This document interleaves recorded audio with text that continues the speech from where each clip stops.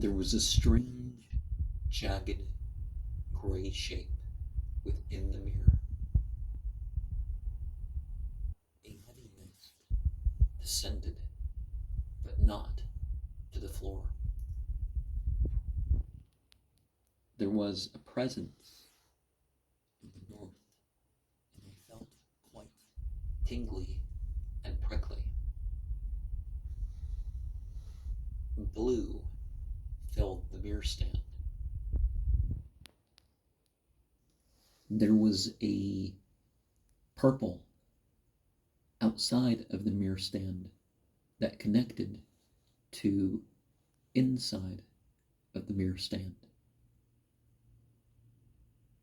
During the reading, of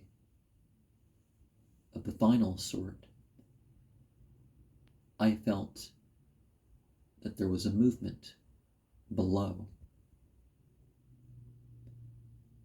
And in the final scrying,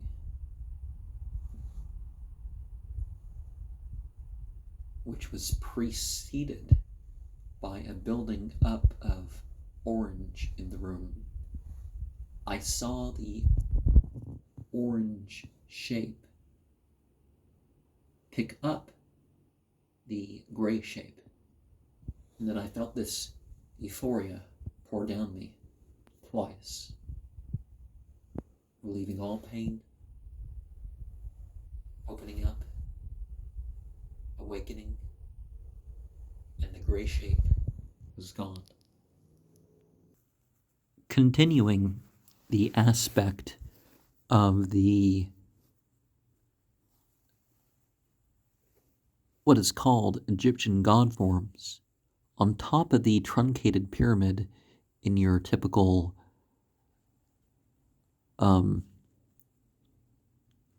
Enochian table, which is 25 by 27.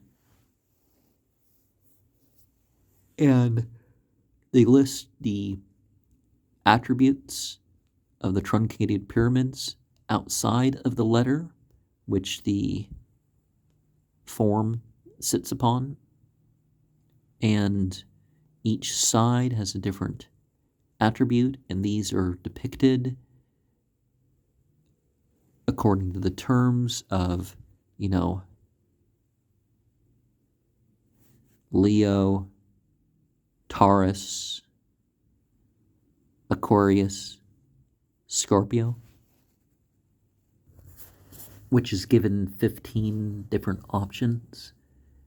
We see the Angalorum Bonorum as ways to construct talismans, both from the D Purist, straight from the John Dee material, and in other ways.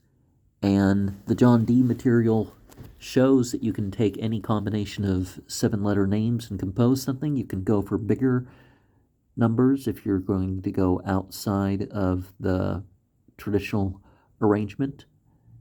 And one of the things also that should probably be looked at is that, okay, you can take some of these Golden Dawn type attributes off things, because we see very strongly what happens in practice is that if you're trained with all the preparations and the Hebrew letters and all that other stuff, it definitely makes its way into the visions.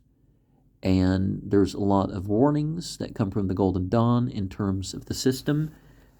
Definitely some of these and some of the interpretations of the Golden Dawn, this book makes a very good case that some of those things, not the Hebrew letters and the tarot cards, but a lot of the attributes that the Golden Dawn does and some of its teachings are very much in the John Dee diaries, like not working with the cacodemons.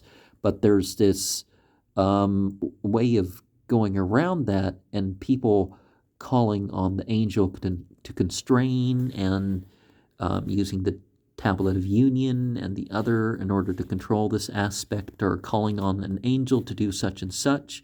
But the angels, as they're called, if they're worshipped, what responds to you seems rather capricious. It can mess with your sleep. It can all sorts of stuff. That's why, the doctrines about not leaving your Enochian material, particularly specifically devised Enochian material that's not just, it's the holy table or it's the great table or some other thing like that, open for view, because it's going to have influence and it may draw in the energy or associations of people.